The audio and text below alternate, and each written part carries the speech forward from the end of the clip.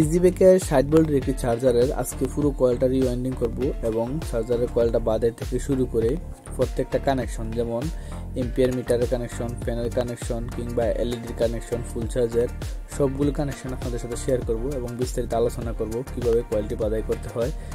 আশা করি এই ভিডিওটি দেখলে দ্বিতীয় কোনো ভিডিও দেখা লাগবে না এইসব ধরনের কয়েল রিওয়াইন্ডিংয়ের। যাই হোক, আপনারা যারা এই ধরনের কাজ শিখতে চান তারা অবশ্যই আমাদের সাথে থাকবেন। আমরা এটা ইন্টুটা প্রায় 1 মিনিটের মধ্যে দিয়েছি। আমরা 1 মিনিট পর থেকে A to Z পুরো ভিডিওটা দেখব। ততক্ষণ পর্যন্ত আপনারা আমাদের সাথে থাকুন।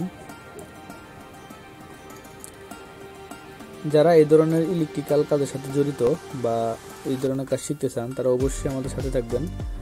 আর যারা ইলেকট্রিক্যাল সার্ভিসিং শিখতে চান সরাসরি এসে, তাদের জন্য যেমন সিলিং ফ্যান কিংবা মোটর বা ইজিবেকের মোটর, ইজিবেকের চার্জার, কন্ট্রোলার, তারপর ড্রিল গ্রাইন্ডার জাতীয় পাওয়ার টুলের বা হোম ইলেকট্রনিক্সের কাজ শিখতে চান তারা অবশ্যই আমাদের সাথে থাকুন। আর এটি হলো চার্জারটি, এটা পুরো গেল এই 60 ভোল্টের একটি চার্জার। এই চার্জারটি আমরা সর্বপ্রথমে গ্রাইন্ডার দিয়ে কেটে আলাদা করে নিব। এটা কাটার সহজ পদ্ধতি, একেবারে সিম্পল। দেখুন আমরা কেটে নিলাম এবং খুলে নিলাম। সবচেয়ে সহজে এটা এভাবেই করতে হয়। আর এটার ওজন হয়েছে 7 কেজি। এটা আপনারা অবশ্যই খেয়াল রাখবেন। 60 ভোল্টের ক্ষেত্রে এই কুর্তির ওজন হবে 7 কেজি, আর 48 ভোল্টের ক্ষেত্রে হবে 5 কেজির আশেপাশে। আমরা কটন ট্যাপ দিয়ে পেঁচিয়ে নিচ্ছি। একটা হলো কটন ট্যাপ, আরেকটা হলো হিটপ্রুফ ট্যাপ। আমরা দুটো দিয়ে দিচ্ছি যাতে যতই গরম হোক কয়েল এটা কিন্তু ফুরবে না। এটা কটন ট্যাপ যেটা এখন পেঁচাচ্ছি এটা ফুরে যাবে, কিন্তু পরবর্তীতে যেটা দিচ্ছি এটা কিন্তু ফুরার কোনো সম্ভাবনা নেই।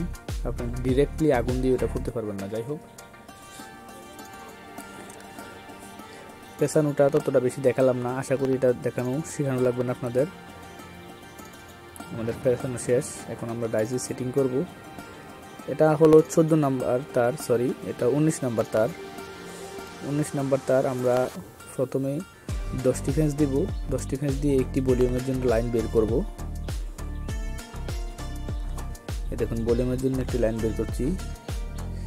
যে 1 নাম্বার 2 নাম্বার কাটাগুলো দিই যে আমরা বাড়াই কমাই চার্জারের বাড়ানোর জন্য আমরা মোট 10টি লাইন বের করব। এটা হলো 2 নাম্বার লাইন। প্রথমে শুরু করছিলাম যেখান থেকে, এটা হলো 1 নাম্বার, আর এখন কাটা 2 নাম্বার। আবার 10টি ফেন্স দিব, দেওয়ার পর আবার একটি লাইন বের করব।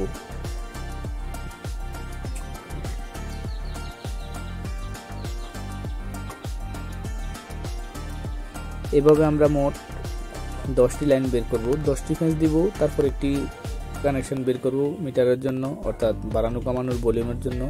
আবার 10টি ফেজ দিব, আবার একটি লাইন বের করব, আবার 10টি ফেজ দিব, আবার একটি লাইন বের করব। মোট এভাবে 10টি লাইন বের করব।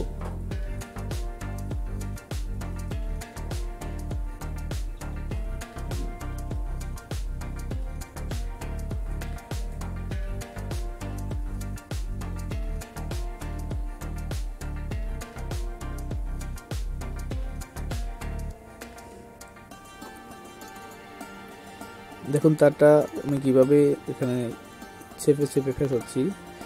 এটা এখানে যতটুকু চেপে ফেসানো ততটুকুই ভালো, কারণ আর না হয় ওই দিক দিয়ে ওভার হয়ে যাবে।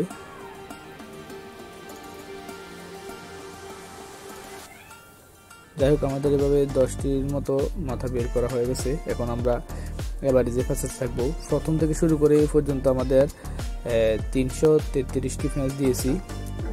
আবার এই ফেস গণিত দেওয়া ছাড়াও আরেকটি পদ্ধতি আছে, সেটা হলো সিরিজ লাইন দিয়ে কীভাবে বের করতে হয়। ফেস আপনি গোনা লাগবে না, সিরিজ লাইন দিয়ে মেপে আপনি বের করতে পারবেন যে কতটুকু ফেসানোর প্রয়োজন আর কতটুকু মানে ফেসাবেন না। এতটুকু জানতে চাইলে আমাদের এই প্লে লিস্টে চার্জার রিওয়াইন্ডিংয়ের 48 ভোল্টের একটি চার্জার আছে, ওইটা রিওয়াইন্ডিং করার মধ্যে দেখিয়েছি যে ইজিবেকের চার্জার বাদাই করার সময় না গনেও আপনারা কীভাবে সিরিজ লাইন দিয়ে চেক করে চার্জারগুলো বাদাই করতে পারেন। এর আগের ভিডিওটা দেখলে ওই পদ্ধতিটা দেখে যাবেন। এটাতে অন্য একটা পদ্ধতি দেখালাম, দুটাতে আলাদা আলাদা। যাই হোক, এখন আমরা 14 নাম্বার তার দিয়ে এটা উপর দিয়ে ফেঁসে নিচ্ছি। প্রায় 85টা ফেঁস দিচ্ছি। 85টা দিলে আমাদের 1 নাম্বার ভলিউমে আশা করি 58 ভোল্ট আসবে। 2 ভোল্ট কম রাখলাম,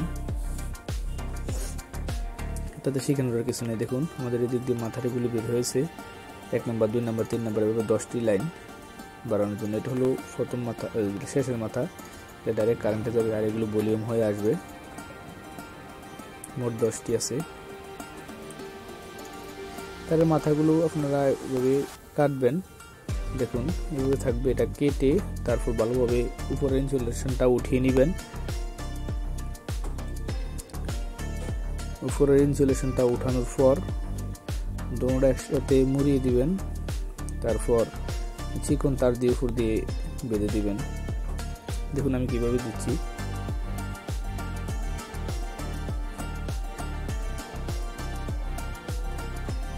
আসলে এটা অ্যালুমিনিয়াম সোল্ডারিং করার ক্ষেত্রে একটু সমস্যা হয়, এই জন্য উপর দিয়ে আমরা একটু তামার তার পেঁচিয়ে নিলাম। তামার তার পেঁচিয়ে উপরে অ্যালুমিনিয়াম সোল্ডারিং ফ্লাক্স দিয়ে আমরা সোল্ডারিং করে দেব।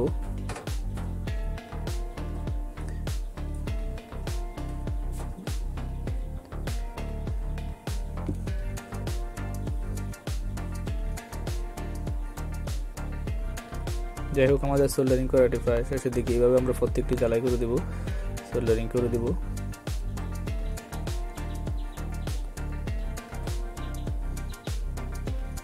দেখুন আমাদের সোল্ডারিংটি কত সুন্দর হয়েছে।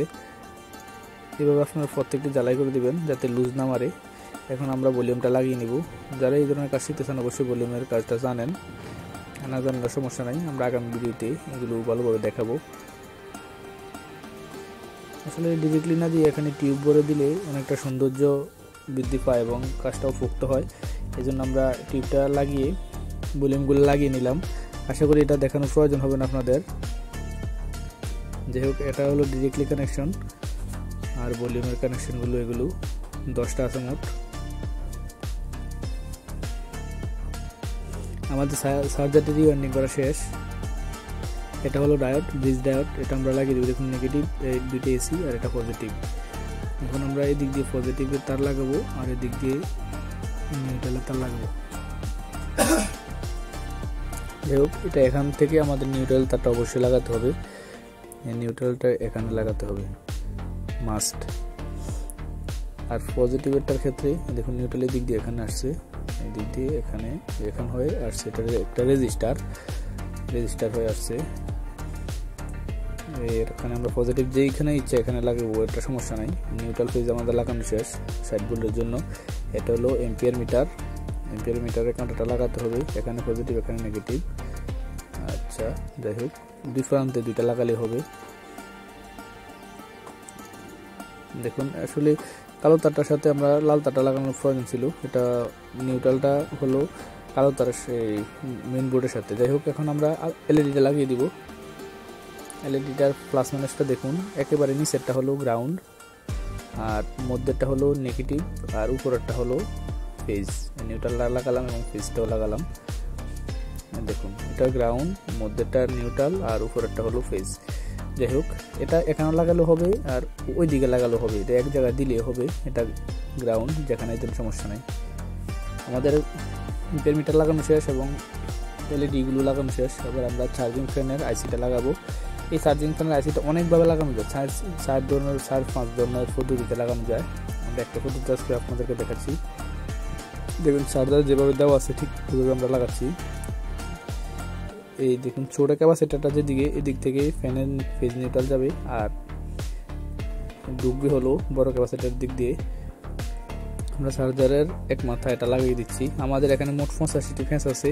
85টি ফ্যাসের মধ্যে প্রথম মাথা একটা দিলাম আর মোট 4 ভাগ করলে, যেহেতু আমাদের 5 ভাগ করতে হবে, যেহেতু 12 ভোল্টের এটা, আমরা এটা মোট 5 ভাগ করে 3টা ফ্যাস বেশি নিয়ে এখানে লাগিয়ে দিব।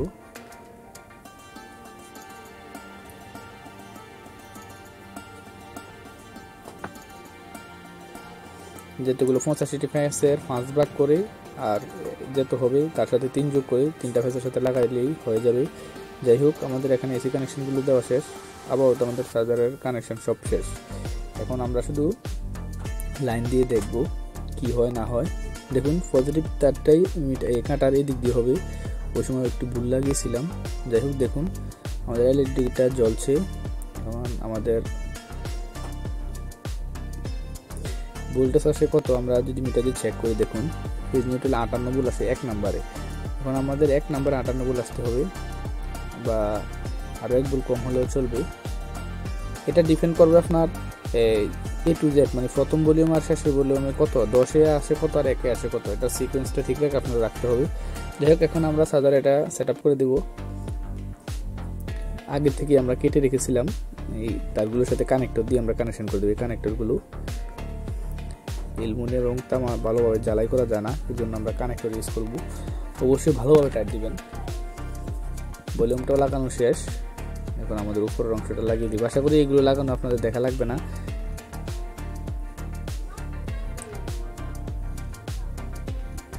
এখানে ফেঁসিয়ে দিলাম।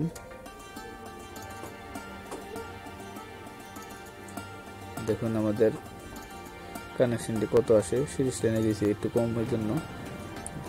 এই দেখুন 60 এসে গেছে 2-3 দেওয়াতে। একবারে হাই বাড়িয়ে দিলে কত আসে দেখি, মানে 10-এ দিলে 57, আসলে 67 না 70-এর উপরে আসবে। এটা সিরিজ লাইন দিয়েছি এর জন্য একটু কম আসলো। যাই হোক, আশা করি আপনারা এই কাজটি বুঝতে পেরেছেন। আর আগামী দিনগুলোতে আমরা কী ধরনের ভিডিও দিব এটা অবশ্যই আপনারা আমাদের জানাবেন। আর যারা এই ধরনের কাজ সরাসরি শিখতে চান তারা অবশ্যই আমাদের সাথে যোগাযোগ করবেন ইনশাল্লাহ। আমরা যদি ভিউটা একটু দেখাই দোকানের, এখানে আমরা ড্রিল মেশিনের একটি কয়েল বাদাই করতেছি। আমার ছোটো ভাই ড্রিল মেশিনের ফিল কয়েলটা নষ্ট হয়ে গেছিলো, আর এখানে আমি চার্জারটা এতক্ষণ যেটা কাজ করলাম। আর ভিতরে যদি দেখি, ভিতরে আমার এক ভাই 48 ভোল্টের একটি চার্জার রিওয়াইন্ডিং করতেছে। দেখুন এটা 48 ভোল্টের চার্জার। আর পাশে যদি দেখি, এটা হলো আমরা সিলিং ফ্যানের কয়েল বাদাই করার মেশিন, যেটা একটা কয়েল বাদাই করতেছি। আমরা বিভিন্ন ধরনের কাজ করি। Thank you for watching this video.